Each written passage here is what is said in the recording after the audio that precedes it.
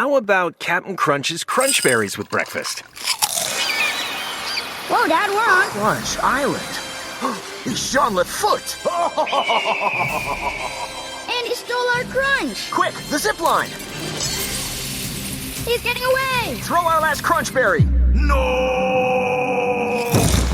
No one steals my Crunch Berries. I think you mean my crunch berries. Choose your own crunch venture with Captain Crunch. You're listening to a Mint podcast brought to you by HT Smartcast.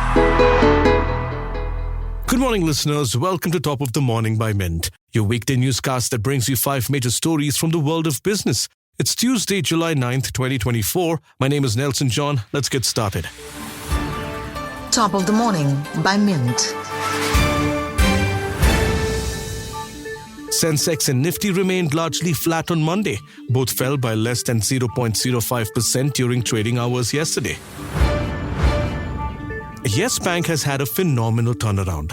After collapsing in 2020, a new set of people resurrected the struggling lender to a respectable position.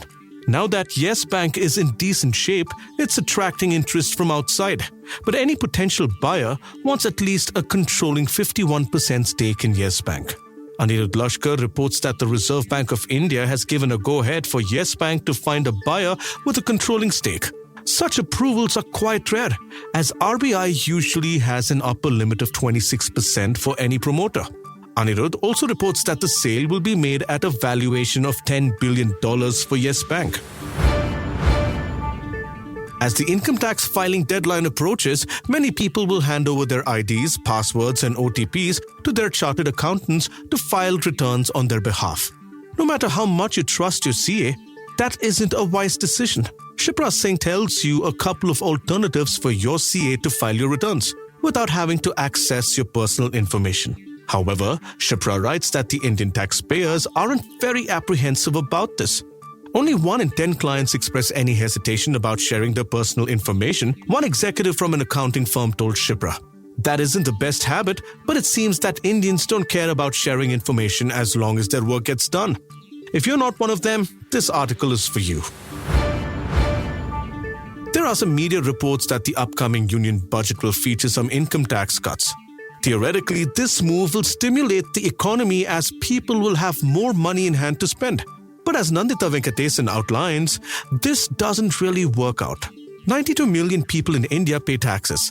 A third of them reported a gross annual income of less than 5 lakh rupees. Another 24 million people earn less than 10 lakh rupees. So the most dominant tax-paying base already pays 0 to minimal taxes. Nandita also spoke to economists to show why this presumption may not be correct after all, and has presented her story with some charts to drive the point home.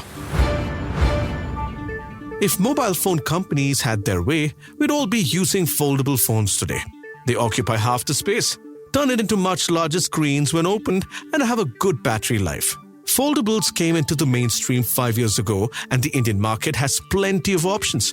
Despite that, foldables still aren't used widely. Shoik Das writes that the sky-high prices and lack of innovative use cases are hampering the sales of foldable phones in India. App support is also poor. The split-screen setup doesn't accommodate all the apps that you and I may use. Essentially what foldable phones boast about doing, normal smartphones do much better. In 2009, Bajaj Auto took a landmark decision to stop making scooters altogether.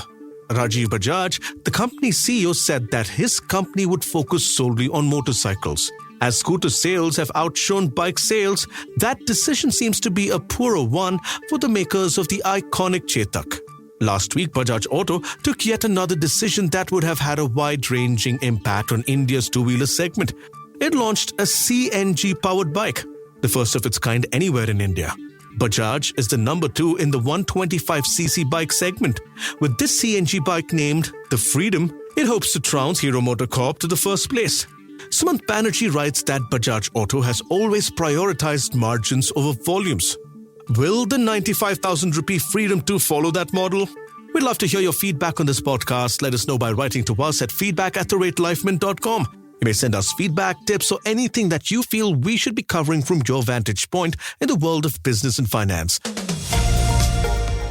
That's all for today. Thank you for listening. We are eagerly looking forward for our next Top of the Morning episode, which will be packed with fresh business news. Until then, have a great day. Top of the Morning by Mint. How about Captain Crunch's Crunch Berries with breakfast? Whoa, Dad, we're on. Crunch Island. It's Jean-Luc Foot. And he stole our crunch. Quick, the zip line. He's getting away. Throw our last crunch berry. No! No one steals my crunch berries. I think you mean my crunch berries. Choose your own crunch venture with Cap'n Crunch.